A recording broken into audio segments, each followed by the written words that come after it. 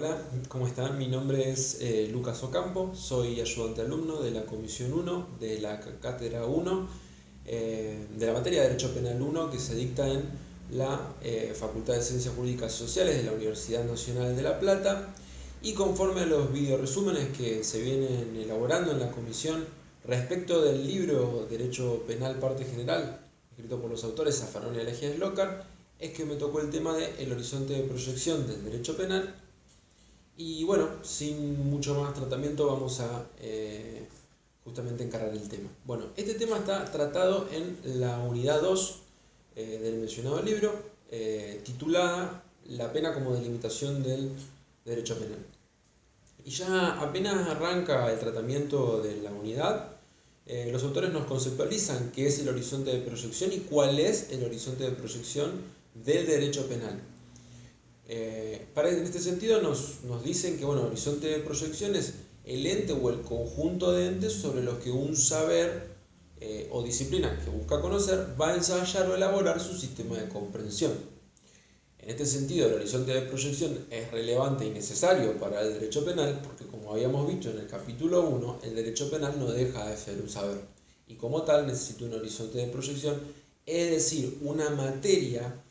que va a salir a interpretar o salir a comprender justamente mediante su sistema. Inmediatamente de esto los autores nos van a aclarar cuál es el horizonte de proyección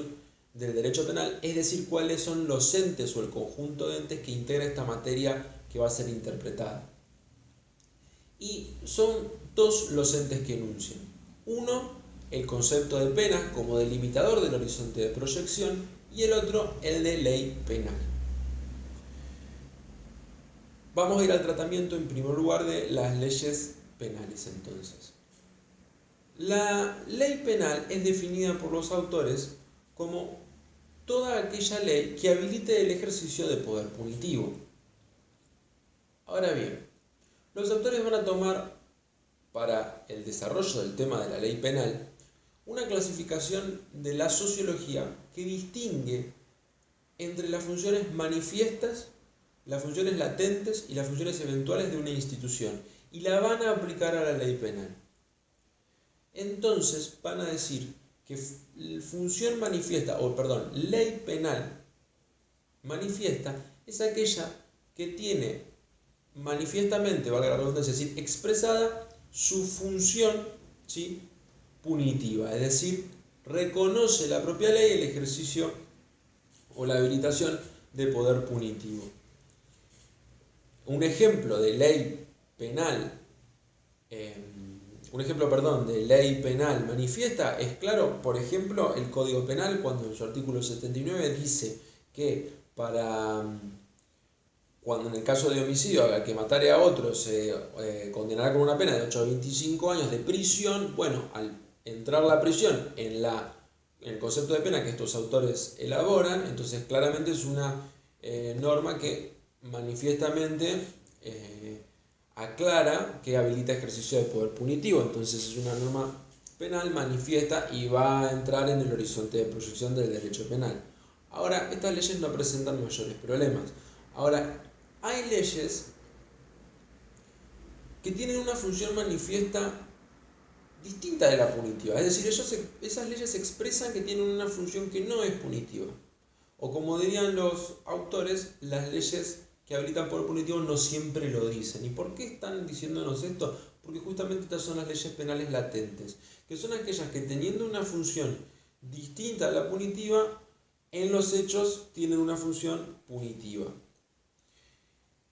Un ejemplo de esto, por ejemplo, es una ley que teniendo una función pedagógica en los hechos, o manifiesta en los hechos, cobre o habilite el ejercicio de poder punitivo. Por ejemplo, imaginemos el caso de un niño que molesta un día en el curso y le escriben un comunicado para que lleve a su hogar, en el cual se aclara que debe no asistir a la institución educativa al otro día, pues ha sido suspendido por haber molestado en el aula. Bueno, es una ley cuya función, una norma cuya función manifiesta probablemente sea la de ordenar la clase o permitir el mejor desarrollo de una clase, y sin embargo fíjese cómo en los hechos opera de manera punitiva, porque al suspender a este chico y no dejarlo asistir a la institución educativa, pues entonces se lo está privando de un derecho, no se está reparando ni restituyendo nada, no se le está devolviendo ni el tiempo a la profesora, ni el tiempo a los alumnos, ni el orden al aula, y al haberlo suspendido, la sanción no opera de manera que no o sea, no opera en consecuencia de un daño que estuviera siendo causado en el momento, de manera que entra en la definición que ya vimos de lo que es para estos autores pena, con lo cual fíjense que es un caso en el cual una ley manifiestamente tiene una función de tipo pedagógica, pero en el caso en concreto tiene una función punitiva latente. Y luego está la subclasificación de las leyes penales eventuales. Las leyes penales eventuales, de alguna manera, son como una subclasificación de las leyes penales latentes, y son aquellas leyes en las cuales la función manifiesta no es punitiva y la latente no es siempre punitiva, como sí lo es en las latentes, sino que depende del caso en concreto. Y los autores, el ejemplo que dan, son las leyes que justamente habilitan la coacción administrativa directa, pero que en el caso concreto, por ejemplo, darse un abuso, terminan habilitando poder punitivo. También vimos en otro video la diferencia entre la coacción administrativa directa y el poder punitivo, y vimos que uno de los presupuestos o uno de los elementos diferenciales es justamente que la coacción administrativa directa está dirigida hacia frenar un curso causal lesivo que está ocurriendo, es decir, un daño que está sucediendo en el momento, mientras que el poder punitivo no lo hace. Entonces imaginemos un caso en el cual, por ejemplo, hay una norma que autoriza la coacción administrativa directa en el caso de que se esté cometiendo un delito en ese momento y haya una persona que presente indicio vehemente de haberlo cometido. Esto es decir, se denuncia un robo, se denuncian las características y se señala a una persona que está corriendo al grito de fue él, la norma autoriza a detener a esa persona, privarlo de la libertad locomotiva momentáneamente y revisar sus objetos para secuestrar el que eventualmente haya sido utilizado para la comisión del delito o producto de él mismo. Y hasta ahí no habría problema y se cumpliría la función manifiesta de la ley, que es justamente la coacción administrativa directa. Ahora, ¿qué pasa si ustedes están yendo a su casa, nadie cometió un delito, nadie denunció un delito, no hay indicio obviamente de la comisión del delito tampoco, y sin embargo ustedes lo detienen, un funcionario de la agencia policial, lo revisa y le sustrae su celular? Bueno, ha sido la acción de una ley cuya función manifiesta no es punitiva y sin embargo en ese caso en concreto, por derivar de un abuso, se transformó en ejercicio de poder punitivo. Entonces esas son las denominadas leyes penales eventuales. Ahora bien, ¿por qué incluye el horizonte de proyección del derecho penal a las leyes penales latentes y aún más a las eventuales? Los autores nos dicen que la razón de incluir este objeto es justamente porque si no se las incluye, en definitiva, no se permite la crítica institucional y se estaría en alguna manera incluso hasta meramente deslegitimando el discurso. Por eso es importante incluirlas. Ahora bien, que estén en el horizonte de proyección del derecho penal justamente tiene una consecuencia, y es que el operador judicial va a tener que operar, es decir, va a tener que accionar de manera distinta ante la presencia de alguna de estas leyes. En el caso de las leyes penales manifiestas, el operador judicial lo que va a hacer es limitar la selectividad que es característica del poder punitivo. En el caso de las leyes penales latentes,